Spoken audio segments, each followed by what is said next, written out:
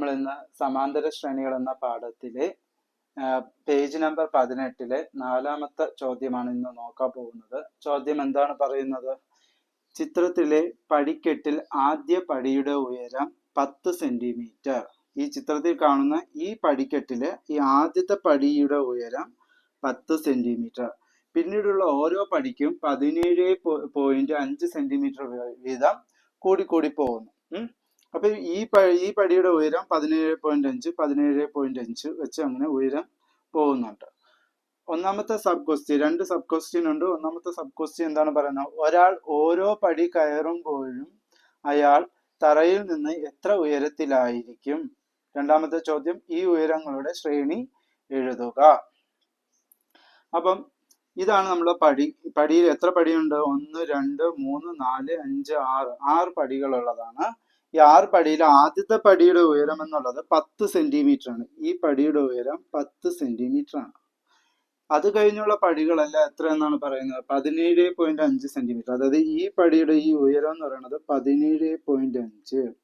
ഇവിടെയും 17.5, ഇവിടെയും 17.5, ഇതും 17.5. അപ്പോൾ ഒരാൾ ഓരോ പടി കയറുമ്പോഴും അയാൾ തറയിൽ നിന്ന് എത്ര ഉയരത്തിലായിരിക്കും? അപ്പൊ ഒന്നാമത്തേതിന്റെ ആൻസർ നമുക്ക് എഴുതാം. ഒന്നാം പടിയുടെ ഉയരം. അപ്പൊ ഓരോ പടിയുടെ ഉയരം നമ്മൾ കണ്ടുപിടിക്കണം. അതിൽ ഒന്നാമത്തെ പടിയുടെ ഉയരം എന്നുള്ളത് എത്രയാണ്? 10 സെന്റിമീറ്റർ ആണ്. അതിവിടെ എഴുതാം. അടുത്ത എന്ത് കണ്ടുപിടിക്കണം? രണ്ടാം പടിയുടെ ഉയരം. ഞാനിത് ഇങ്ങനെ കൊടുക്കുകയാണ്. രണ്ടാം പടിയുടെ ഉയരം എന്നുള്ളത് നമുക്ക് രണ്ടാമത്തെ പടി, അതായത് ഒരാൾ ഇവിടെ നിൽക്കുമ്പോൾ, ഒരു മനുഷ്യൻ ഇവിടെ നിൽക്കുമ്പോൾ എത്രയാണ്? 10 സെന്റിമീറ്റർ ഉയരത്തിലാണ് നിൽക്കുന്നത്. ഇയാൾ ഇവിടെ എത്തുമ്പോഴോ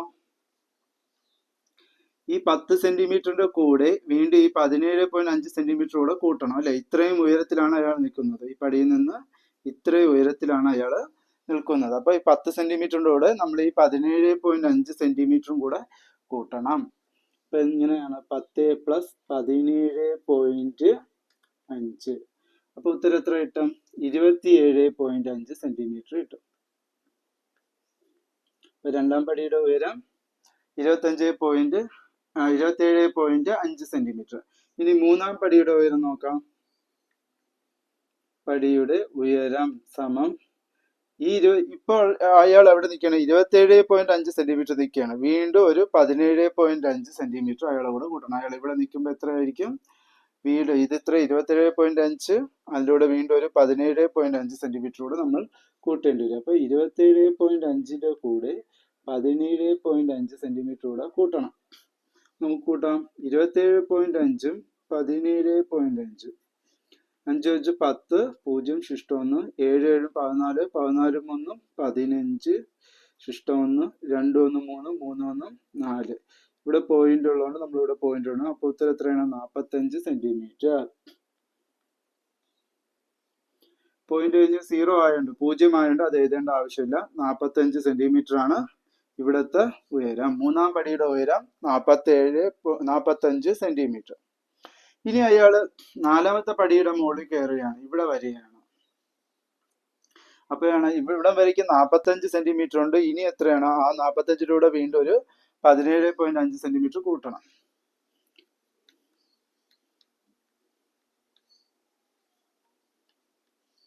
ഉയരം സമം 45 സെന്റിമീറ്ററിന്റെ കൂടെ 45 സെന്റിമീറ്ററിന്റെ കൂടെ വീണ്ടും ഒരു 17.5 സെന്റിമീറ്റർ. അപ്പൊ 45 17.5 ഇങ്ങനെ വേണം എഴുതി കൂട്ടാൻ. ഇവിടെ പോയിന്റ് ഉണ്ടോ? ഇല്ല. അപ്പൊ 5 പോയിന്റ്, ഇവിടെയോ 12, ശിഷ്ടം 1, 4 1 5 1 6. 62.5 സെന്റിമീറ്റർ ഉയരത്തിലാണ് അയാൾ നാലാമത്തെ പടി എത്തുമ്പോൾ എത്താറ് ഉയരം. ഇനി അഞ്ചാം പടിയുടെ ഉയരം നോക്കാം.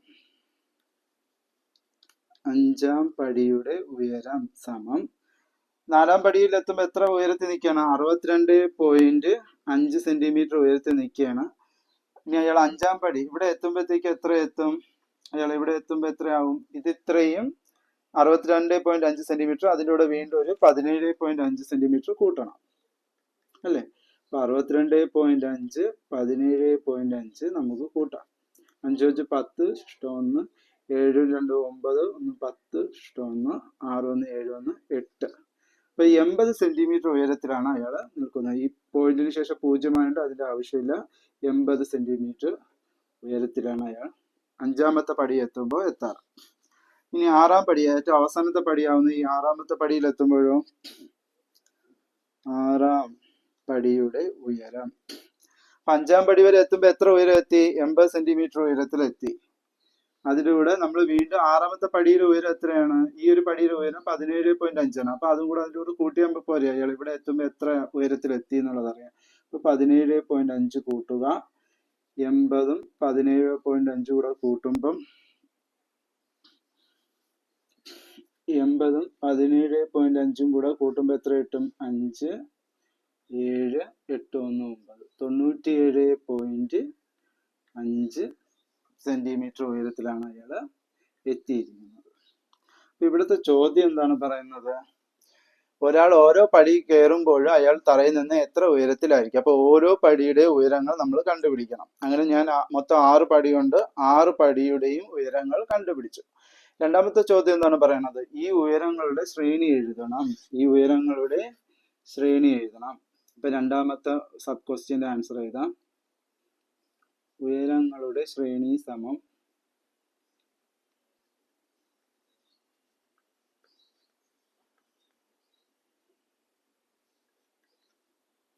ഉയരങ്ങളുടെ ശ്രേണി. ആദ്യത്തെ ഉയരം എത്രയാണ്? 10 സെന്റിമീറ്റർ കോമ, അടുത്തതായിപ്പോ 27.5 സെന്റിമീറ്റർ കോമ, അടുത്ത 45 സെന്റിമീറ്റർ കോമ, പിന്നെ 62.5 സെന്റിമീറ്റർ കോമ, 80 സെന്റിമീറ്റർ, പിന്നെ 97.5 സെന്റിമീറ്റർ. അപ്പൊ ഇതാണ് നമ്മുടെ ശ്രേണി. അപ്പൊ രണ്ടാമത്തെ ചോദ്യത്തിന്റെ ഉത്തരവും എഴുതി കഴിഞ്ഞു, ശ്രേണി എന്താണെന്ന് എഴുതി കഴിഞ്ഞു. പക്ഷെ ഈ ചോദ്യത്തിൽ നമ്മളോട് സമാന്തര ശ്രേണിയാണോ എന്ന് ചോദിച്ചിട്ടില്ല. അങ്ങനെ ചോദിച്ചാൽ നമുക്ക് സമാന്തര ശ്രേണിയാണ്. കാരണം ഒരു സംഖ്യയുടെ കൂടെ ഒരു സംഖ്യ വീണ്ടും വീണ്ടും കൂട്ടി എഴുതുന്നത് ഒരു സമാന്തര ശ്രേണി. അതായത് 10 എന്ന് പറയുന്ന ഒരു സംഖ്യയുടെ കൂടെ നമ്മൾ വീണ്ടും 17.5-ന് വീണ്ടും വീണ്ടും കൂട്ടി എഴുതുകയാണ്. ആ സംഖ്യയുടെ കൂടെ 17.5 കൂട്ടി എഴുതുന്നത് കൊണ്ട് ഈ ഒരു ശ്രേണി, ഈ കാണുന്ന ഈ ഒരു ശ്രേണി ഒരു സമാന്തര ശ്രേണിയാണ്. പക്ഷെ ചോദ്യത്തിൽ സമാന്തര ശ്രേണിയാണോ എന്ന് ചെക്ക് ചെയ്യാനായിട്ട്, കണ്ടുപിടിക്കാനായിട്ട് പറയുന്നില്ല. ജസ്റ്റ് ശ്രേണിയായിട്ട് എഴുതാൻ മാത്രമേ പറയുന്നുള്ളൂ. ഈ പടിയുടെ ഉയരം ഒരു ശ്രേണി രൂപത്തിൽ എഴുതാൻ മാത്രമേ പറയുന്നുള്ളൂ. അപ്പൊ ഈ ചോദ്യം നിങ്ങൾക്ക് മനസ്സിലായി കാണുമെന്ന് വിചാരിക്കുന്നു. Thank you. നമുക്ക് 5-ാമത്തെ ചോദ്യം നോക്കാം. 5-ാമത്തെ ചോദ്യം എന്താണ് പറയുന്നത്? ഇവിടെ ഒരു ചിത്രം കൊടുത്തിട്ടുണ്ട് അല്ലെ? ചിത്രത്തിൽ ഒരേ അകലം ഇടവിട്ടാണ് താഴത്തെ വരയ്ക്ക് ലംബങ്ങൾ വരച്ചിരിക്കുന്നത്. താഴത്തെ വര എന്ന് പറയുന്നത് ഇതാണ്, ലംബങ്ങൾ എന്ന് ഉദ്ദേശിക്കുന്നത് ഇതാണ്. ഇതിനാണ് ലംബങ്ങൾ എന്ന് പറയുന്നത്. അപ്പൊ ഒരേ അകലത്തിലാണ് ലംബങ്ങൾ വരച്ചിരിക്കുന്നത്. അതായത് ഈ അകലം തന്നെയാണ് ഇവിടെ, ഈ അകലം തന്നെയാണ് ഇവിടെ, ഇവിടെയും എല്ലാം ഒരേ അകലത്തിലാണ് ഈ ലംബങ്ങൾ വരച്ചിരിക്കുന്നത്.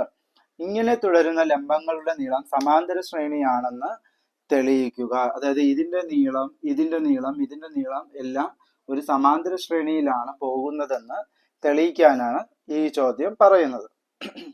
അപ്പൊ ആദ്യം നമുക്ക് ഈ ചിത്രം നോക്കാം. ഈ ചിത്രം എന്താണ്? ഒരു ത്രികോണ രൂപത്തിലാണ് അല്ലെ ഈ ചിത്രം ഇരിക്കുന്നത്. ഇതൊരു ത്രികോണം, ഇതൊരു ത്രികോണം, ഇത് ഇത്ര എടുത്താൽ അതൊരു ത്രികോണം, ഇത് ഇത്ര എടുത്ത ഒരു ത്രികോണം, ഇത് ഇത്ര എടുത്ത ഒരു ത്രികോണം, ഇത് ഇത്ര എടുത്താൽ ഒരു ത്രികോണം. അങ്ങനെ 1 2 3 4 5 6 ത്രികോണങ്ങളാണ് ഉള്ളത് ഈ ചിത്രത്തിൽ നോക്കിയാൽ. ഇനി ഈ ത്രികോണങ്ങൾക്കെല്ലാം പൊതുവേ ഉള്ള ഒരു കോണാണ് ഈ കോണം അല്ലെ? ഈ കോണം എന്ന് പറയുന്നത് പൊതുവേ ഉള്ള ഒരു കോണാണ്. അതായത് ഈ ചിത്രത്തിലുള്ള ത്രികോണത്തിലെ കോണാണ് ഇത്, ഈ ചിത്രത്തിലുള്ള ത്രികോണത്തിലെ കോണാണ് ഇത്. അങ്ങനെ എല്ലാ ത്രികോണത്തിന്റെ പൊതുവേ ഉള്ള കോണാണ് ഇത്. ഇനി ഇതെന്ന് പറയുന്നത് ലംബമാണ് അല്ലെ? ഈ വരയ്ക്ക് ലംബമാണ്. ലംബമായിട്ടുള്ള വരയുടെ കോണം എന്ന് പറയുന്നത് 90 ഡിഗ്രി ആയിരിക്കും. അപ്പൊ ഇത് എത്രയാണ്? 90 ഡിഗ്രി ആയിരിക്കും. ഇവിടെയും 90 ഡിഗ്രി, 90 ഡിഗ്രി, 90 ഡിഗ്രി, 90 ഡിഗ്രി. ഇനി ഇവിടുത്തെ ആംഗിൾ എത്രയാണ് എന്നുള്ളത് നോക്കണ്ട. അപ്പൊ ഈ ഒരു ത്രികോണത്തിന്റെ ഈ ആംഗിളും ഈ ഒരു ത്രികോണത്തിന്റെ ഈ കോണും, ഈ രണ്ട് കോണും എന്താണ്? തുല്യമായിരിക്കും. കാരണം ഒരേ ഇതിൽ വരുന്ന കോണായോണ്ട് ഈ കോണും ഈ കോണും ഇവിടുത്തെ കോണും ഇവിടുത്തെ കോണും ഇവിടുത്തെ കോണും ഇവിടുത്തെ കോണും എല്ലാം തുല്യമായിരിക്കും. അങ്ങനെ നോക്കുമ്പം ഈ ത്രികോണത്തിന്റെ മൂന്ന് കോണും ഈ ത്രികോണത്തിന്റെ മൂന്ന് കോണും ഒരേ കോണുകളാണ്. എന്തുകൊണ്ടെന്ന് വെച്ചാൽ ഈ രണ്ട് ത്രികോണത്തിന്റെ പൊതുവെയുള്ള കോണാണിത്. പിന്നെ ഇത് 90 ഡിഗ്രിയാണ്. പിന്നെ ഈ കോണും തുല്യമാണ്. അങ്ങനെ നോക്കുമ്പോൾ ഈ ത്രികോണവും സദൃശ്യ കോണുകളാണ്. സിമിലർ ട്രയാങ്കിൾ എന്ന് ഇംഗ്ലീഷിൽ പറയും. അപ്പൊ ഇത് രണ്ടും സദൃശ്യ കോണുകളാണ്, ത്രികോണങ്ങളാണ്, സദൃശ്യ ത്രികോണങ്ങൾ. അതുപോലെ തന്നെ ഇത് എല്ലാം തുല്യമായ ആംഗിൾ ആയതുകൊണ്ട് വശങ്ങളുടെ നീളം വ്യത്യസ്തമാണ്, പക്ഷെ ആംഗിളുകൾ അതായത് കോണുകളെല്ലാം തുല്യമായതുകൊണ്ട് ഇതിൽ കാണുന്ന എല്ലാ ത്രികോണങ്ങളും സദൃശ്യ ത്രികോണങ്ങൾ ആണ്. ഇനി ഞാൻ ഈ ഒരു ലംബമായിട്ടുള്ള ഇതിന്റെ നീളം എക്സ് എന്ന് കൊടുക്കുന്നു, എക്സ് സെന്റിമീറ്റർ. അപ്പൊ ഈ ലംബത്തിന്റെ നീളം എത്രയാണ്? X centimetre. ഇനി അടുത്ത ഈ ലംബത്തിന്റെ നീളം കണ്ടുപിടിക്കണം. ഞാൻ ഇവിടെ നിന്നും ഒരു ലൈൻ വരച്ചാൽ ഇതിന്റെ അതേ നീളമല്ലേ ഇവിടെയും വരുന്നത്. ഇതിന് എത്ര നീളമുണ്ടോ അതേ നീളമാണ് ഇവിടെ വരുന്നത്. അതുകൊണ്ട് ഇത് എക്സ് സെന്റിമീറ്റർ ആണെങ്കിൽ ഇത് എത്ര ആയിരിക്കും? എക്സ് സെന്റിമീറ്റർ ആയിരിക്കും. ഇനി ഈ കാണുന്ന ഇത്രയും ഇതിൽ ഞാൻ വേറൊരു അളവ് കൊടുക്കുന്നു, വൈ സെന്റിമീറ്റർ. അപ്പം ഇത് ഇത്രയും എക്സ് സെന്റിമീറ്റർ ആണ്. ഇതേ നീളം തന്നെയാണ് ഇവിടെ വരുന്നത്, അതുകൊണ്ട് അത് എക്സ് സെന്റിമീറ്റർ ആണ്. ഇത് ഇത്രയും വേറെ നീളമാണ്, അതുകൊണ്ട് അതിന് ഞാൻ വൈ സെന്റിമീറ്റർ എന്ന് കൊടുത്തു. ഈ ഒരു ലംബത്തിന് ആകെ നീളം എന്ന് പറയുന്നത് എന്താണ്? ഈ എക്സും ഈ വൈയും കൂടെ കൂട്ടിയാൽ കിട്ടുന്നതല്ലേ ഇത് ഈ നീളത്തിന്റെ ആകെ നീളം എന്ന് പറയുന്നത്. അപ്പൊ ഇത്രയുള്ള എക്സ് സെന്റിമീറ്റർ പ്ലസ് ഇത്രയുള്ള വൈ സെന്റിമീറ്റർ കൂട്ടിയാൽ ഈ ഒരു ലംബത്തിന്റെ ആകെ നീളം കിട്ടും. അപ്പൊ രണ്ടാമത്തെ ലംബത്തിന്റെ നീളം എന്താണ്? X plus Y. ഓക്കെ, ഇത് ഇത്ര എക്സ്, ഇതെന്ന് പറയുന്നത് എക്സ് പ്ലസ് വൈ. ഇനി ഇവിടെ നോക്കാം. ഇതിനെ ഞാൻ ഇങ്ങനെ ഇവിടെ വരച്ചു കഴിഞ്ഞാൽ ഇത് ഇത്രയും എന്താണ്? ഇതേ നീളം തന്നെയാണ് ഇവിടെ വരുന്നത്, അത് എക്സ്. ഇനി ഇവിടെ നിന്ന് ഇവിടെ നിന്ന് വരച്ചു കഴിഞ്ഞാൽ ഈ നീളം എത്രയാണോ അത് തന്നെയാണ് ഇവിടത്തെ നീളം. അപ്പൊ ഇത് ഇത്രയും വൈ ആണ്, ഇവിടെ അപ്പൊ എത്രയാണ്? വൈ. ഇനി ഇത് സദൃശ്യ ത്രികോണങ്ങളായതുകൊണ്ട് ഈ നീളം തന്നെയായിരിക്കും ഇവിടത്തെ നീളവും. അതായത് ഈ നീളം എത്രയാണോ അത് തന്നെയായിരിക്കും ഇവിടത്തെ നീളവും, സദൃശ്യ ത്രികോണങ്ങൾ ആയതുകൊണ്ട്. അതായത് വശങ്ങൾ തമ്മിൽ ആനുപാതികമായിരിക്കും. ഈ വശവും ഈ ഒരു ഡിസ്റ്റൻസും തമ്മിൽ ആനുപാതികമായിരിക്കും. ഇതും തമ്മിൽ ആനുപാതികമായിരിക്കും. ഇതും തമ്മിൽ ആനുപാതികമായിരിക്കും. കാരണം എന്താണ്? ഈ ത്രികോണങ്ങളുടെ എല്ലാ കോണുകൾ തുല്യമായതുകൊണ്ട്. അങ്ങനെയാണെങ്കിൽ ഞാൻ ഇവിടെ ഇത്രയും നീളം എക്സ് ആണെങ്കിൽ ഇതും എക്സ് ആയിരിക്കും. ഇത് ഇത്രയും വൈ ആണെങ്കിൽ ഇത് ഇത്രയും വൈ ആയിരിക്കും. ഇത് ഇത്രയും ഇതേ നീളമായിരിക്കും. ഈ നീളം തന്നെ ആയിരിക്കും ഇവിടെ വരുന്നത്. അപ്പൊ അതും എത്രയാണ്? വൈ സെന്റിമീറ്റർ ആണ്. അങ്ങനെയാണെങ്കിൽ ഈ മൂന്നാമത്തെ ലംബത്തിന്റെ നീളം എന്ന് പറയുന്നത് X plus Y plus Y. അതായത് X plus Y plus Y. ഈ എക്സ് പ്ലസ് ഈ വൈ പ്ലസ് വൈ ആണ് മൂന്നാമത്തെ നീളം. അതായത് എക്സ് പ്ലസ് വൈയും കൂട്ടി എത്ര കിട്ടും? 2y, 2y. മൊത്തം എത്ര വൈ ഉണ്ട്? 2 ആണ്. അപ്പൊ 2y. അപ്പൊ ഈ മൂന്നാമത്തെ ലംബത്തിന്റെ നീളം എന്ന് പറയുന്നത് എക്സ് പ്ലസ് 2y. ഇനി ഇതിന്റെ നോക്കാം. ഇവിടെ നിന്നുള്ള ഇത് ഇത്രയും എക്സ് ആണ്. ഇവിടെ നിന്ന് ഞാൻ ഒരു ലൈൻ വരച്ചു കഴിഞ്ഞാൽ ഇവിടെ എത്രയാണ്? അത് എത്ര എക്സ്. ഇവിടെ നിന്നൊരു ലൈൻ വരച്ചു കഴിഞ്ഞാൽ അത് വൈ. ഇവിടെ നിന്നൊരു ലൈൻ വരച്ചു കഴിഞ്ഞാൽ അതും വൈ. പിന്നെ ഇത് ഇത്രയും എന്ന് പറയുന്നത് എന്താണ്? സദൃശ്യ ത്രികോണമായതുകൊണ്ട് ഈ നീളം തന്നെയായിരിക്കും ഇത്, അത് തന്നെയായിരിക്കും ഇവിടെ, അതുകൊണ്ട് അതും എത്ര തന്നെയാണ്? വൈ. അപ്പൊ ഇതിന്റെ ലംബ നീളം എന്ന് പറയുന്നത് എത്രയായിരിക്കും? എക്സ് പ്ലസ് ഈ വൈ പ്ലസ് ഈ വൈ പ്ലസ് ഇവിടത്തെ വൈ അധികം. അപ്പൊ എക്സ് അധികം എത്ര y? 1 2 3 y. Y plus y എന്ന് പറഞ്ഞാൽ 3y. അപ്പൊ എക്സ് പ്ലസ് 3y ആണ് അടുത്തതിൻ്റെത്. അങ്ങനെയാണെങ്കിൽ ഇനിയുള്ളതിന്റെ നമുക്ക് ചെയ്തു നോക്കേണ്ട ആവശ്യമുണ്ടോ? X plus y, x plus 2y, x plus 3y. അപ്പൊ അടുത്തതായിരിക്കും എക്സ് പ്ലസ് 4y. അതിന്റെ അടുത്ത് എന്തായിരിക്കും? എക്സ് പ്ലസ് 5y അല്ലേ? അങ്ങനെ പോയിക്കൊണ്ടേയിരിക്കും. അപ്പൊ ഈ ലൈന് അടുത്തത് നമ്മൾ ഇതുപോലെ ചെയ്ത് നോക്കേണ്ട ആവശ്യമില്ല, അല്ലാണ്ട് തന്നെ നമുക്ക് എഴുതാൻ പറ്റും. അപ്പൊ ഞാനിപ്പം നീളത്തിന്റെ ശ്രേണിയാണ് എഴുതിയിരിക്കുന്നത് അല്ലെ. നമ്മൾ ലംബങ്ങളുടെ നീളത്തിന്റെ ശ്രേണി മാത്രമേ എഴുതിയുള്ളൂ. ഇതൊരു സമാന്തര ശ്രേണിയാണോ എന്നുള്ളത് കണ്ടുപിടിച്ചിട്ടില്ല. ഇത് സമാന്തര ശ്രേണിയാണെന്ന് തെളിയിക്കാനാണ് പറഞ്ഞിരിക്കുന്നത്. അപ്പൊ നമുക്ക് ഇവരുടെ പദങ്ങൾ എടുത്ത് എഴുതാം അല്ലെ. ഒരു ശ്രേണിയിലെ പദങ്ങൾ ആദ്യത്തത് എന്താണ്? ഒന്നാം പദമാണ്. ഒന്നാം പദത്തിന് നമ്മൾ എന്തെന്ന് പറയും? x1. ഇത് വേറെയാണ്. ഈ എക്സും ആ എക്സും തമ്മിൽ ബന്ധമില്ല. ഇത് ഒന്നാം പദത്തിന്റെയാണ് ഈ x1. ഒന്നാം പദം എന്ന് പറയുന്ന ഈ ശ്രേണിയിൽ ഇരിക്കുന്നത് എന്താണ്? x ആണ്. ആ എക്സ് എടുത്ത് ഞാൻ ഇവിടെ എഴുതി. രണ്ടാം പദം ഡിനോട്ട് ചെയ്യുന്ന x2 ആണ്. x2 എന്ന് പറയുന്നത് ആരാണ്? x plus y. മൂന്നാം പദം എന്ന് പറയുന്നത് എന്താണ്? ഇതാണ് അല്ലെ, x3 x പ്ലസ് 2y. നാലാം പദത്തിന് എങ്ങനെ? x4. s4 എത്രയാണ്? s plus 3y. മതി. അപ്പൊ നമ്മള് പദങ്ങൾ ആദ്യം തൊട്ടുള്ള പദങ്ങൾ ഒന്നാം പദം, രണ്ടാം പദം, മൂന്നാം പദം, നാലാം പദം എഴുതി. ഇനി നമുക്ക് പൊതുവ്യത്യാസം കാണാം. പൊതുവ്യത്യാസം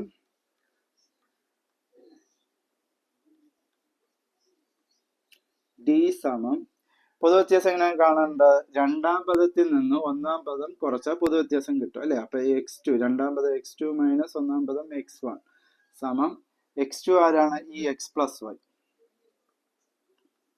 അല്ലെ. s2 എന്ന് പറയുന്നത് രണ്ടാം പദം എന്ന് പറയുന്നത് x പ്ലസ് വൈ. ഇതാണ് രണ്ടാം പദം x പ്ലസ് വൈ മൈനസ് ഇതാണ് മൈനസ് ഒന്നാമത്തെ പദം. ഒന്നാമത്തെ പദം എന്ന് പറയുന്നത് x, നമ്മൾ അവിടെ എഴുതിയിട്ടുണ്ട് x, അത് ഇവിടെ എഴുതി സമം. ഇവിടെ നോക്കിയാണ് പോസിറ്റീവ് എക്സ്, ഇതൊരു നെഗറ്റീവ് എക്സ് അല്ലെ. അപ്പൊ ഈ പോസിറ്റീവ് എക്സും നെഗറ്റീവ് എക്സും ക്യാൻസൽ ആവും. ബാക്കി എത്രയേ ഉള്ളൂ? y. അപ്പൊ ആദ്യത്തെ രണ്ട് പദങ്ങൾ തമ്മിൽ മൈനസ് ചെയ്തപ്പോൾ നമുക്ക് y എന്ന് കിട്ടി. ഇനി അടുത്ത രണ്ട് പദങ്ങൾ മൈനസ് ചെയ്യാം. അതായത് മൂന്നാം പദത്തിൽ നിന്ന് രണ്ടാം പദം കുറച്ച് നോക്കാം. മൂന്നാം പദം എങ്ങനെ എഴുതും? x3 മൈനസ് രണ്ടാം പദം x2. x3 എന്ന് പറയുന്നത് ആരാണ്? x പ്ലസ് 2y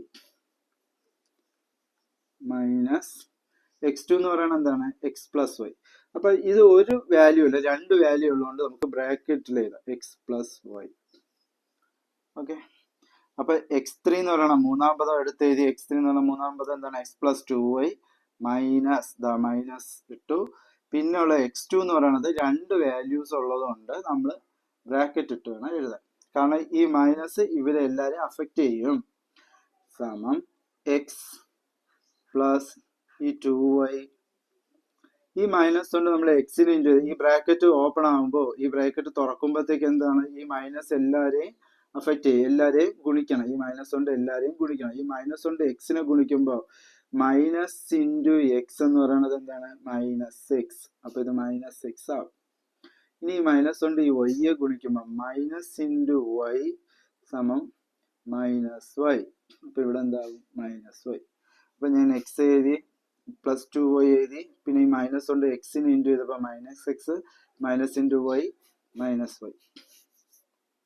ഇനി അടുത്ത ഇവിടെയാണെങ്കിലോ, ഇവിടെ പോസിറ്റീവ് എക്സും ഇവിടെ ഒരു നെഗറ്റീവ് എക്സും അല്ലേ. ഈ പോസിറ്റീവ് എക്സും നെഗറ്റീവ് എക്സും കൂടെ ക്യാൻസൽ ആവും.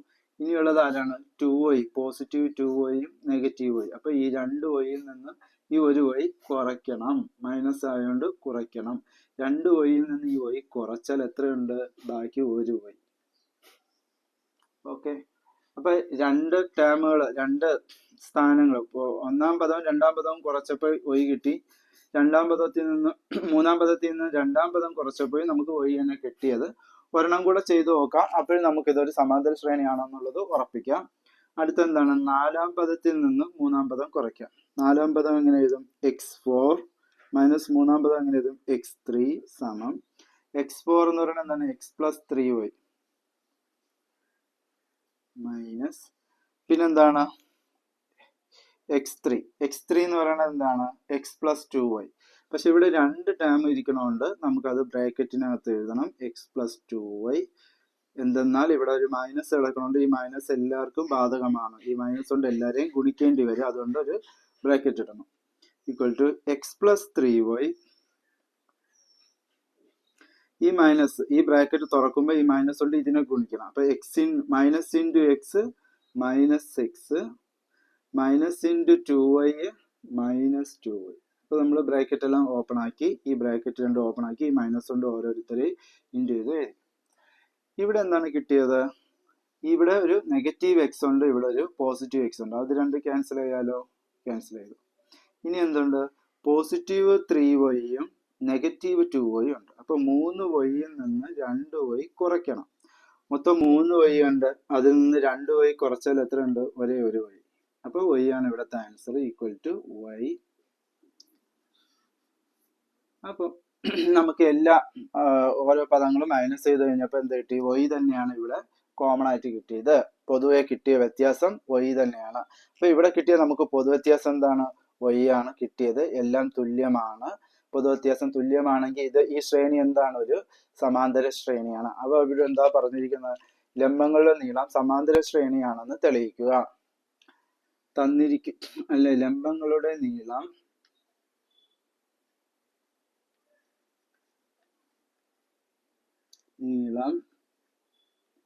സമാന്തര ശ്രേണിയാണ്.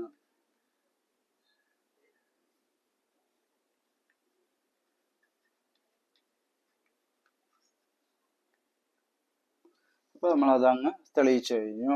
അപ്പൊ ഈ ചോദ്യം മനസ്സിലായല്ലോ. ഇത് മനസ്സിലായെന്ന് വിചാരിക്കുന്നു. അടുത്ത ചോദ്യം നോക്കാം. 6ാമത്തെ ചോദ്യം നമുക്ക് നോക്കാം. നമുക്ക് ഈ സെക്ഷനിലെ ഏറ്റവും അവസാനത്തെ ക്വസ്റ്റ്യൻ നോക്കാം. 5ാമത്തെ ക്വസ്റ്റ്യൻ ആണ്, 6ാമത്തെ ക്വസ്റ്റ്യൻ ആണ്. എന്താണ്? ഒരു ശ്രേണിയുടെ ബീജഗണിത രൂപം തന്നിട്ടുണ്ട്. എന്താണ്? xn is equal to n raised to 3 minus 6n square plus 13n minus 7. മനസ്സിലായല്ലോ. ഇത് ഒരു സമാന്തര ശ്രേണിയാണോ? അതായത് ഈ ഒരു ബീജഗണിത രൂപത്തിന്റെ ശ്രേണികൾ നമ്മൾ കണ്ടുപിടിച്ചിട്ട് ആ ശ്രേണികൾ ഒരു സമാന്തര ശ്രേണിയാണോ എന്നാണ് ചോദ്യം. ആദ്യം നമുക്ക് ഈ ബീജഗണിത രൂപം ഏതാ? ബീജഗണിത രൂപം എന്താണ്? xn സമം n raised to 3 minus 6n square plus 13n minus 7. അപ്പൊ നമുക്ക് പദങ്ങൾ ആദ്യം കണ്ടുപിടിക്കാം അല്ലെ. ഇതിന്റെ പദങ്ങൾ ആദ്യം ഈ ഒരു ബീജഗണിത രൂപത്തിന്റെ പദം കണ്ടുപിടിക്കണം. ഒന്നാമത്തെ പദത്തിൽ നമ്മൾ എന്താണ് പറയുന്നത്? x1 അല്ലെ. x1 എന്ന് പറയുന്നത് എന്താണ്? ഒന്നാമത്തെ പദമാണ്. അപ്പൊ ഞാൻ ഒന്നാമത്തെ പദം കാണാൻ പോവുകയാണ്. x1 സമം ഈ എന്നിന്റെ സ്ഥാനത്ത് എന്താണ് വന്നിരിക്കുന്നത്? 1 ആണ് വന്നിരിക്കുന്നത്. അപ്പൊ എന്നുള്ളിടത്ത് 2 ഇട്ട് കൊടുക്കണം. 1 ഇട്ട് കൊടുത്തു കഴിഞ്ഞാൽ നമുക്ക് ഒന്നാമത്തെ പദം കണ്ടുപിടിക്കാൻ സാധിക്കും. ഒന്നുകൂടെ പറയാം. തന്നിരിക്കുന്ന ബീജഗണിതത്തിന്റെ എന്നിനെല്ലാം 1 ഇട്ട് കൊടുത്താൽ നമുക്ക് ഒന്നാമത്തെ പദം കണ്ടുപിടിക്കാം. എന്നിന് 2 ഇട്ട് കൊടുത്താൽ രണ്ടാമത്തെ പദം അറിയാൻ പറ്റും. 3 ഇട്ട് കൊടുത്താൽ മൂന്നാമത്തെ പദം. അങ്ങനെ നമുക്ക് ബീജഗണിത രൂപം തന്നിട്ട് ഇതിന്റെ 15ാമത്തെ പദം ഏതാണ് എന്നൊക്കെ ചോദിച്ചു കഴിഞ്ഞാൽ എന്നിന് 15 ഇട്ട് കൊടുത്താൽ മതി. ഇട്ട് അതിന് നമ്മൾ കാൽക്കുലേറ്റ് ചെയ്യുമ്പോഴത്തേക്ക് 15ാമത്തെ പദം എത്രയാണെന്ന് കിട്ടും. ഇപ്പൊ നമുക്ക് എന്താണ്? ഒന്നാമത്തെ പദം x1. അപ്പൊ എന്നിന് എന്താണ്? 1 ആവും. അപ്പൊ എന്നുള്ളിടത്തെല്ലാം 1 കൊടുക്കണം. അപ്പൊ 1 ക്യൂബ് n raised to 3 എന്ന് പറയുന്നത് 1 ക്യൂബ് മൈനസ് 6. ഇവിടെ n ആയതുകൊണ്ട് അവിടെ 1 ഇട്ടു. എന്നിട്ട് മേളിൽ സ്ക്വയർ കൊടുത്തു. പ്ലസ് 13 എഴുതി. ഇവിടെ n ആയതുകൊണ്ട് ഇൻറ്റു 1. ഇവിടെ മൈനസ് 7 സമം 1ന്റെ ക്യൂബ് 1 raised to 3 എന്ന് വെച്ചാൽ എന്താണ്? 1 3 വട്ടം ഗുണിക്കണം. 1 ഇൻറ്റു 1 ഇൻറ്റു 1. 1 raised to 3 എന്ന് വെച്ചാൽ എന്താണ്? 1 ഇൻറ്റു 1 ഇൻറ്റു 1. 1 ഇൻറ്റു 1 1. വീണ്ടും 1 ഇൻറ്റു 1 1. അപ്പൊ 1 raised to 3 എന്ന് പറയുന്നതിന്റെ ആൻസർ എന്താണ്? 1 മൈനസ് അതുപോലെ 6 ഇൻറ്റു 1 സ്ക്വയർ അല്ലെ. 6 ഗുണം 1 സ്ക്വയർ. 1ന്റെ സ്ക്വയർ എന്ന് വെച്ചാൽ എന്താണ്? 1 2 വട്ടം ഗുണിക്കുക. 1 ഇൻറ്റു 1 എന്താണ്? 1. അപ്പൊ 6 ഇൻറ്റു 1ന്റെ സ്ക്വയർ എന്തിനാണ്? 1. അപ്പൊ അതവിടെ എഴുതി. പ്ലസ് 13 ഇൻറ്റു 1 എന്താണ്? 13 മൈനസ് 7 സമം 6 ഇൻറ്റു 1 എന്താണ്? 6നെ 1 കൊണ്ട് ഗുണിച്ച എത്ര തന്നെയാണ് ഉത്തരം? 6 തന്നെയാണ് ഉത്തരം. ഇനി ഇവിടെ നോക്കിയാണ്. ഇനി ഈ സംഖ്യകളെല്ലാം നമുക്ക് കൂട്ടുകയും കുറയ്ക്കുകയും ചെയ്ത് കഴിഞ്ഞാൽ ഒന്നാമത്തെ പദം കിട്ടും. ഇവിടെ നോക്കൂ. ഈ 1 എന്ന് പറയുന്നത് ഒരു പോസിറ്റീവ് സംഖ്യയാണ്. 13 എന്ന് പറയുന്നത് ഒരു പോസിറ്റീവ് സംഖ്യയാണ്. 6 വന്നിട്ടൊരു നെഗറ്റീവ് സംഖ്യയാണ്. 7 വന്നിട്ടൊരു നെഗറ്റീവ് സംഖ്യയാണ്. ഒരു സംഖ്യ എങ്ങനെയുള്ളതാണെന്ന് അറിയണമെങ്കിൽ അതിന്റെ മുൻവശത്ത് കിടക്കുന്ന ചിഹ്നം നോക്കണം. അപ്പൊ 6ന്റെ മുൻവശത്ത് മൈനസ് ആയതുകൊണ്ട് 6 ഒരു നെഗറ്റീവ് സംഖ്യയാണ്. 7ന്റെ മുൻവശത്ത് ഒരു മൈനസ് കിടക്കണമുണ്ട്. 7 ഒരു നെഗറ്റീവ് സംഖ്യയാണ്. 13ന്റെ ഫ്രണ്ടിൽ പ്ലസ് കിടക്കണമുണ്ട്. 13 ഒരു പോസിറ്റീവ് സംഖ്യയാണ്. 1ന്റെ ഫ്രണ്ടിൽ ഒന്നുമില്ല. 1 ഇങ്ങനെ എഴുതിയാൽ അത് പോസിറ്റീവ് ആണ്. നെഗറ്റീവ് ആകണമെങ്കിൽ ഇവിടെ ഒരു മൈനസ് വേണം. ഇവിടെ മൈനസ് ഇല്ല. അപ്പൊ ഈ 1 എന്ന് പറയുന്നത് ഒരു പോസിറ്റീവ് സംഖ്യയാണ്. സമം അപ്പൊ പോസിറ്റീവ് സംഖ്യയെല്ലാം കൂട്ടാം. ഈ 13ഉം ഒന്നും കൂടെ കൂട്ടിയ 14. ഇനി എന്താണ്, ഈ -6ഉം ഈ -7ഉം ഉണ്ട് അല്ലേ. ഇപ്പൊ രണ്ട് ചിഹ്നവും സെയിം ആണ് അല്ലെ. ചിഹ്നങ്ങൾ ഒരുപോലെയാണെങ്കിൽ, സംഖ്യകളുടെ ചിഹ്നങ്ങൾ ഒരുപോലെയാണെങ്കിൽ അവ തമ്മിൽ കൂട്ടണം. 6ഉം 7ഉം കൂടെ നമ്മൾ ആദ്യം കൂട്ടണം. 6ഉം 7ഉം കൂട്ടി എത്രയാണ്? 13 കിട്ടും. ഇത് ചിഹ്നങ്ങളെ ഒരുപോലെ ആയതുകൊണ്ട് അവിടെ മൈനസ് ഇട്ട് കൊടുക്കണം. എന്താണോ ഇവരുടെ ചിഹ്നം ആ ചിഹ്നം ഇട്ട് കൊടുക്കുക. അപ്പോൾ -6ഉം -7ഉം കൂട്ടിയാൽ -13 ആണ് കിട്ടുന്നത്. അപ്പൊ -13. അപ്പൊ -14ൽ നിന്ന് 13 കുറച്ചാൽ ബാക്കി എത്രയാണ്? 1. അപ്പൊ ഒന്നാമത്തെ പദത്തിന്റെ ഉത്തരം എത്രയാണ്? 1. അത് കണ്ടുപിടിക്കുന്നത് എങ്ങനെയാണ്? ഈ എണ്ണിനെല്ലാം 1 ഇട്ട് കൊടുക്കണം. അപ്പൊ നമുക്ക് x1 കിട്ടി. എത്രയാണ്? 1 ആണ് ആൻസർ. ഇനി നമുക്ക് x2 കണ്ടുപിടിക്കാം. x2. അപ്പൊ x2 ഇവിടെ എന്ത് വരും? 2 വരും അല്ലേ. ഇവിടെ 2 വരും. അപ്പൊ n-ന്റെ അവിടെ x2. അപ്പൊ n-ന്റെ അവിടെ 2 രണ്ടായതുകൊണ്ട് n ഉള്ള അടുത്തെല്ലാം എന്തിട്ട് കൊടുക്കണം? 2 ഇട്ട് കൊടുക്കണം. അപ്പൊ ഇവിടെ n ഉണ്ട്. ആ n ഇരിക്കുന്നത് ഇവിടെയാണ്. ഇവിടെ ഞാൻ എന്തിടണം? n³ പകരം 2³ എന്ന് എഴുതണം. ഇനി 6 × n². n ഉള്ള അടുത്ത് എന്തിടണം? 2 ഇടണം. അപ്പൊ ഈ n ഉള്ളത് ഇവിടെയാണ്. അവിടെ എന്തിടണം? 2 എഴുതണം. ഇനി എന്താണ്? 13 × n. n എന്ന് പറയുന്നത് 2 ആയതുകൊണ്ട് ഇവിടെ എന്തിടണം? ഈ n-ന് 2 ഇടണം. ഇപ്പൊ നമ്മളൊരു ഫോമിലെത്തി. ഇനി 2ന്റെ ക്യൂബ് കണ്ടുപിടിക്കണം. 2ന്റെ ക്യൂബ് എന്ന് വെച്ചാൽ എത്രയാണ്? 2 3 വട്ടം ഗുണിക്കണം. 2⁻3 എന്ന് വെച്ചാൽ 2 3 വട്ടം ഗുണിക്കണം. 2 × 2 4. 4 × 2 8. അപ്പൊ 2 × 2 × 2 എന്ന് പറയുന്നത് 8 ആണ് ആൻസർ. അപ്പൊ x2ന്റെ ആൻസർ എത്ര ഇവിടെ കിട്ടി? 8 കിട്ടി. മൈനസ് 2ന്റെ സ്ക്വയർ. 2ന്റെ സ്ക്വയർ എത്രയാണ്? 2 × 2 4. അപ്പൊ ഇതിന്റെ ആൻസർ എത്രയാണ്? 4. 6 ഗുണം ഇതിന്റെ ആൻസർ എത്രയാണ്? 4 അധികം 13നെ 2 കൊണ്ട് ഗുണിച്ചാൽ എത്ര കിട്ടും? 26 കിട്ടും. -7 സമം 8 - 6 × 4 24 പ്ലസ് 26 -7. ഇവിടെ ഈ 8 ഒരു പോസിറ്റീവ് സംഖ്യയാണ്, 26 ഒരു പോസിറ്റീവ് സംഖ്യയാണ്. അപ്പൊ 8 26 കൂടെ കൂട്ടാം. 8 26 കൂടെ കൂട്ടിയാൽ എത്ര കിട്ടും? 34 കിട്ടും. ഇനി എന്താണ്? -24ഉം -7ഉം കൂട്ടണം. -24ലൂടെ -7 കൂട്ടിയാൽ രണ്ടും ഒരേ ചിഹ്നമാണല്ലോ. അപ്പൊ ഇവര് തമ്മിൽ കൂട്ടണം. 24ഉം 27ഉം കൂടെ കൂട്ടിയാൽ 31 കിട്ടും. ഇവര് തമ്മിൽ മൈനസ് ആയതുകൊണ്ട് -31. -24ഉം -7ഉം കൂട്ടിയാൽ എത്രയാണ്? -31. അപ്പോൾ ഇവിടെ എത്ര കിട്ടുന്നു? രണ്ടാമത്തെ പദം 34ൽ നിന്ന് 31 പോയാൽ ബാക്കി 3. അതായത് 34 ഒരു പോസിറ്റീവ് സംഖ്യയാണ്. അപ്പൊ 31 34 പോയാൽ +3. നമുക്ക് 3 കിട്ടി. അത് എഴുതി. ഇനി അടുത്ത് എന്ത് എഴുതാം? x3 കണ്ടുപിടിക്കാം. മൂന്നാം പദം. അപ്പൊ n-ന് എന്ത് കൊടുക്കണം? 3 കൊടുക്കണം. അപ്പൊ ഇവിടെ എന്ത് വരും? 3 വരും. ഇവിടെയോ? അവിടെയും 3 വരും. ഇവിടെയോ? ഇവിടെ n ആണ്. 13 × n ആണ്. അപ്പൊ 13 × 3 എന്ന് ഇവിടെ കിട്ടും.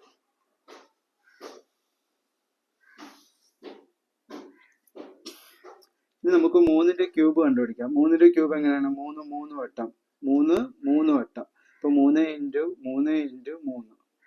3ന് 3 വട്ടം എഴുതി ഗുണിക്കണം. 3 × 3 9. 9 × 3 27. അപ്പൊ 3ന്റെ ക്യൂബ് എന്ന് പറയുന്നത് എത്രയാണ്? 27 ആണ്. -6 × 3ന്റെ സ്ക്വയർ. 3ന്റെ സ്ക്വയർ ആകുമ്പോൾ എത്ര വട്ടം? 2 വട്ടം അല്ലേ. 3 2 വട്ടം ഗുണിക്കണം. അപ്പൊ ഈ 3 നമുക്ക് കളയാം. അതായത് 3 2 വട്ടം. അപ്പൊ 3 × 3. 3 × 3 എത്രയാണ്? 9. അപ്പൊ 6 × 9 അധികം 13നെ നമുക്ക് 3 കൊണ്ട് ഇൻറ്റു ചെയ്യാം. 3 കൊണ്ട് 3നെ ഗുണിച്ചാൽ 9. 3 കൊണ്ട് 1നെ ഗുണിച്ചാൽ 3. 13നെ 3 കൊണ്ട് ഗുണിച്ചാൽ 39 ആണ് ആൻസർ. -7. ഇവിടെ എന്ത് കിട്ടും? 27 -6 9 കൂടെ ഗുണിക്കണം അല്ലേ. 6 9 എത്രയാണ്? 54. അപ്പൊ -54 ആണ് ആൻസർ. പിന്നെന്താണ്? +39 പിന്നെ -7. ഇവിടെ പോസിറ്റീവായിട്ട് ആരൊക്കെയുണ്ട്? 27ഉം 39ഉം പോസിറ്റീവ് നമ്പറുകളാണ് അല്ലേ. അപ്പൊ 27ഉം 39ഉം കൂടെ നമുക്ക് ആദ്യം കൂട്ടാം. 9 7 എത്രയാണ്? 16 ശിഷ്ടം 1 3 2 5 5 1 6 66 നമുക്ക് കിട്ടിയ ആൻസർ. മൈനസ് ഇവിടെ എന്താണ്? മൈനസ് സംഖ്യകളാണ് അല്ലെ. ഇതും ഒരു മൈനസ് സംഖ്യയാണ്, ഇതൊരു നെഗറ്റീവ് സംഖ്യയാണ്. അപ്പം മൈനസ് 54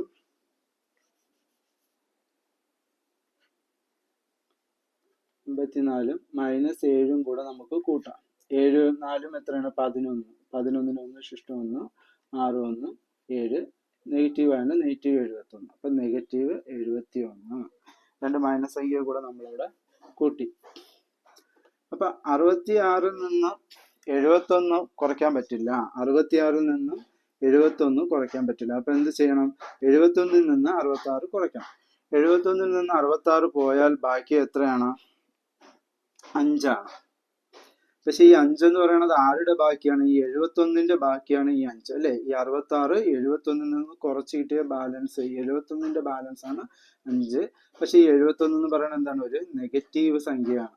അപ്പൊ നെഗറ്റീവ് 71ൽ നിന്ന് ബാക്കി വന്നത് നെഗറ്റീവ് 5, ബാക്കി മൈനസ് 5കളാണ് നമുക്ക് ശിഷ്ടമായിട്ട് കിട്ടിയത്. അപ്പൊ ഇവിടുത്തെ വാല്യൂ എത്ര കിട്ടി? 5 എന്ന് കിട്ടി. ഓക്കെ. അപ്പൊ നമ്മള് ബീജഗണിത രൂപത്തില് പദങ്ങളുടെ എല്ലാം എഴുത്തെഴുതി. അപ്പൊ ഒന്നാം പദം ഏത്, രണ്ടാം പദം ഏത്, മൂന്നാം പദം ഏതെന്ന് എഴുതി. അപ്പൊ തന്നിരിക്കുന്ന ബീജഗണിത രൂപത്തില് ശ്രേണി എഴുതാം. നമുക്ക് ആദ്യ ശ്രേണി എഴുതാം. ഒന്നാമത്തെ പദം ഏതാണ്? 1 ആണ് ഈ ശ്രേണിയിലെ ആദ്യത്തെ പദം. 3 ആണ് രണ്ടാമത്തെ പദം. -5 ആണ് മൂന്നാമത്തെ പദം. ഇതിങ്ങനെ പൊയ്ക്കൊണ്ടേയിരിക്കും. ഇനി നമുക്ക് ചെയ്യേണ്ടത്,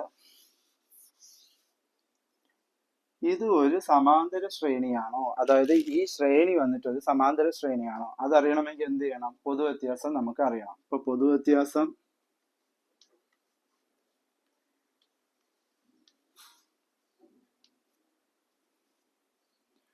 D സമം എന്താണ്? രണ്ടാം പദം മൈനസ് ഒന്നാം പദം. ഈ രണ്ടാം പദം മൈനസ് ഒന്നാം പദം. രണ്ടാം പദത്തിന് x2 ആണ്, ഒന്നാം പദത്തിന് x1 ആണ്. രണ്ടാം പദത്തിന്റെ വില എത്രയാണ്? 3 ആണ്. ഒന്നാം പദം വന്നിട്ട് 1 ആണ്. 3ൽ നിന്ന് 1 കുറച്ചാൽ എത്രയാണ്? 2 ആണ് കിട്ടുന്നത്. ഇനി അടുത്തതിന്റെ പൊതുവ്യത്യാസം നോക്കാം അല്ലെ. ഇത് രണ്ടുപേരുടെ പൊതുവ്യത്യാസം നോക്കാം. അപ്പൊ x3 മൈനസ് x2 സമം x3 ആരാണ്? -5.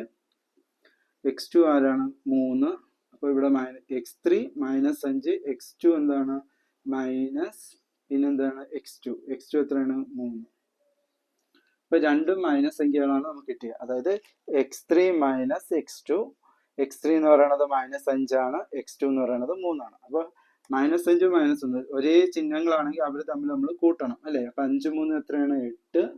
മൈനസ് ആയതുകൊണ്ട് മൈനസ്. അപ്പൊ -5ഉം -3ഉം കൂട്ടിയാൽ -8 ആണ് ആൻസർ. അപ്പൊ ഇവിടെ നോക്കിയാണ് ആദ്യത്തെ രണ്ട് പദങ്ങൾ കുറച്ചപ്പോൾ 2 കിട്ടി, രണ്ടാമത്തെ രണ്ട് പദങ്ങൾ കുറച്ചപ്പോൾ -8 കിട്ടി. അപ്പൊ ഈ പൊതുവ്യത്യാസം സെയിം ആണോ? അല്ല, വ്യത്യാസങ്ങൾ ഒരുപോലെയല്ല കിട്ടിയിരിക്കുന്നത്. വ്യത്യാസങ്ങൾ, അതായത് പൊതുവ്യത്യാസം ഒരുപോലെ ആണെങ്കിൽ ആ ശ്രേണി ഒരു സമാന്തര ശ്രേണി ആകുകയുള്ളൂ. അപ്പൊ ഇവിടെ പൊതുവ്യത്യാസവും തുല്യമായിട്ടല്ല കിട്ടിയത്. അതുകൊണ്ട് ഈ തന്നിരിക്കുന്ന ബീജഗണിത രൂപം ഒരു സമാന്തര ശ്രേണി അല്ല. ഉത്തരം എഴുതാം. തന്നിരിക്കുന്ന ബീജഗണിത രൂപം ഒരു സമാന്തര ശ്രേണിയല്ല. കാരണം ചോദിച്ചാൽ എന്ത് എഴുതണം? പൊതുവ്യത്യാസങ്ങൾ തുല്യമല്ല എന്ന് വേണം എഴുതാൻ. അപ്പൊ ഈ ഒരു ബീജഗണിത രൂപത്തിൽ ഇത് ചോദ്യം മനസ്സിലായി കാണുമെന്ന് വിചാരിക്കുന്നു എല്ലാവർക്കും.